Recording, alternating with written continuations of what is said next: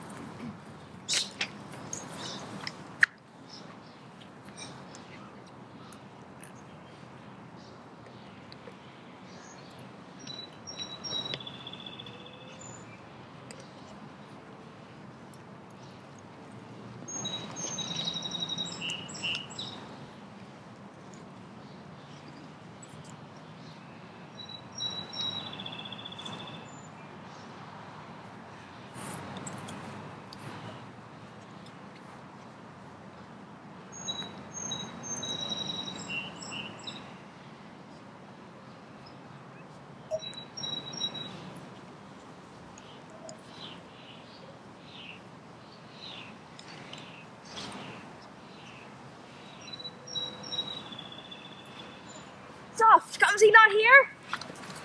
Tis he, slid by and note him. Thank you for your company. I had his leave been myself alone. And so had I, but for fashion's sake, I thank you too for your society. God by you, lets me as little as you can. I do desire we may be better strangers. I pray you know my trees with written love songs in their garden. I pray you know more of my verses, reading them ill-favoredly. Rosalind is your love song. Yes, just. I do not like her. No thought of pleasing you when she was christened. And what stature is she of? Just as high as my heart. You're full of pretty answers. Have you not acquainted yourself with the goldsmith's wives and common out of rings? Not so, but I answer you right, pretty cloth, from hence you study your question.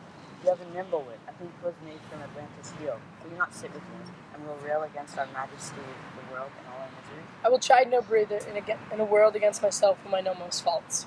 Your worst fault is to be in love. 'Tis a fault, I will not change for you this virtue, I am weary of you.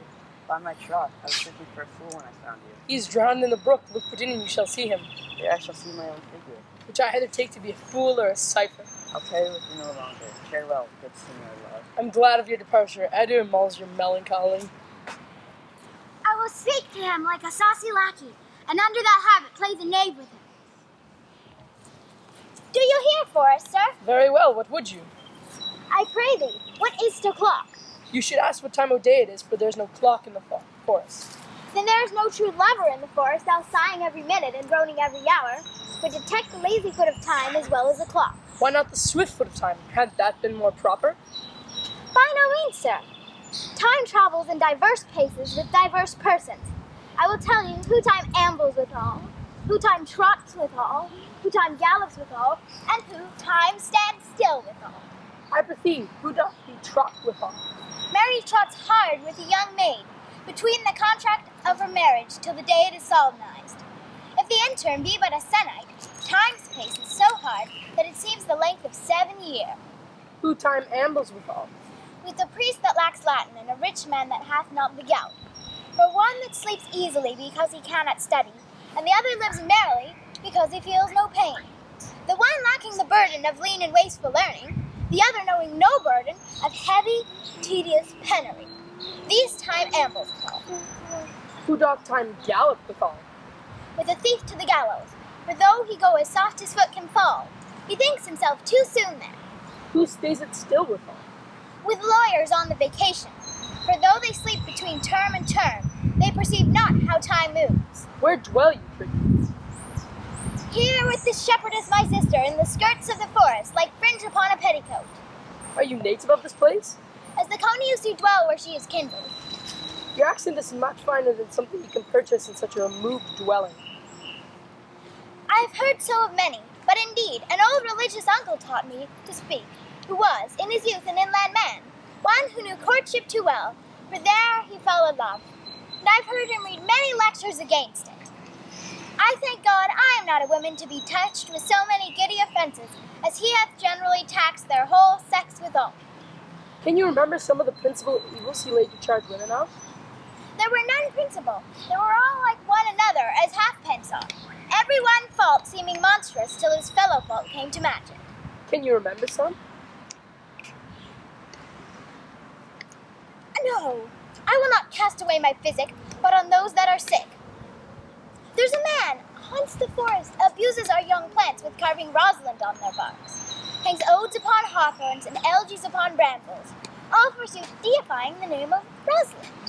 If I could beat that fancy monger, I would give him some good counsel, for he seems to have the quotidian of love upon him.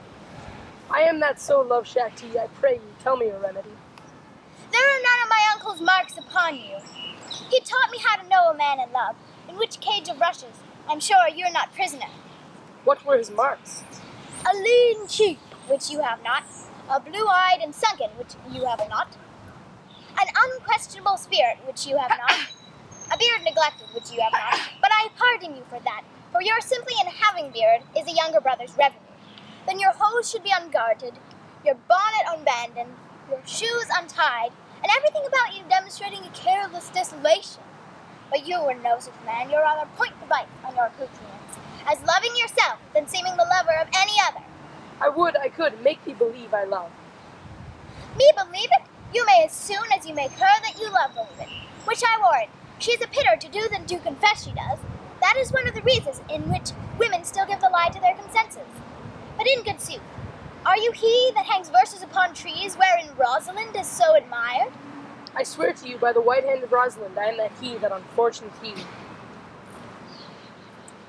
Love is merely a madness, and I tell you deserves a whip as a dark house, as madmen do. And the reason why they're not so punished and cured is because the lunacy is so ordinary, the whippers are in love too. Yet I profess curing it by counsel. Have you cured any so? Yes, one and in the manner. He was to imagine me his love, his mistress, and I set him every day to woo me.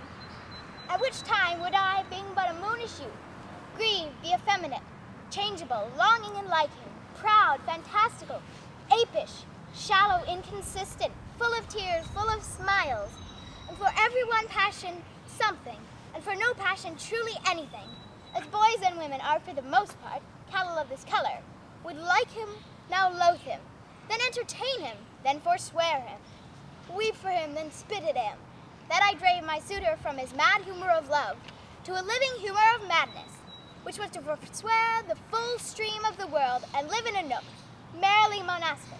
And thus I cured him, and I will take upon me to wash your liver as clean as a sound sheep's heart, and there shall not be one spot of love in it. I would not be cured, you.